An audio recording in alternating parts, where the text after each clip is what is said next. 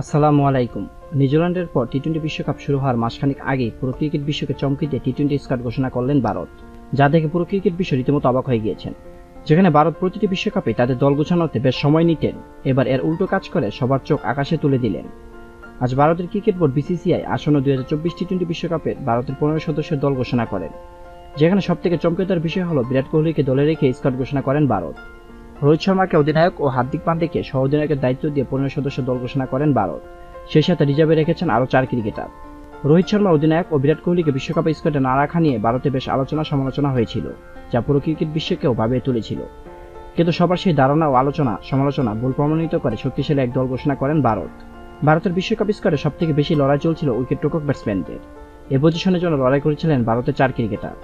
ঋষভ পন্থের পাশাপাশি এই জায়গাটির জন্য লড়াই ছিলেন KL রাহুল, সঞ্জু স্যামসন ও দীনেশ কার্তিক। তবে কপাল পড়েছে রাহুল ও দীনেশ কার্তিকের। সুযোগ পেয়েছেন ঋষভ পন্থ ও সঞ্জু স্যামসন। এর মধ্য দিয়ে দীর্ঘদিন পর আবারও জাতীয় দলে ফেললেন ঋষভ পন্থ। মূল স্কোয়াডে জায়গা না পেলেও রিজার্ভ খেলোয়াড়ের লিস্টে আছেন রিঙ্কু সিং ও শুভমান গিল। ভারতের 15 জনের বিশ্বকাপ স্কোয়াডে যারা আছেন: রোহিত শর্মা অধিনায়ক, যশস্বী জয়সওয়াল, বিরাট কোহলি, সূর্যকুমার যাদব, ঋষভ পন্থ উইকেট-রক্ষক, সঞ্জু স্যামসন উইকেট-রক্ষক, হার্দিক পান্ডিয়া সহ অধিনায়ক, শিবম দুবে, রবীন্দ্র জাদেজা, অক্ষর পটেল, কুলদীপ যাদব, যুজবেন্দ্র চাহাল, আশদীপ সিং, জসপ্রীত বুমরা ও মোহাম্মদ সিরাজ। রিজার্ভ দলে যারা আছেন: শুভমান গিল, রিঙ্কু সিং, খলিল আহমেদ, আবেশ খান। ইনজুরির কারণে টি-20 বিশ্বকাপের দলে জায়গা পাননি মোহাম্মদ সামি।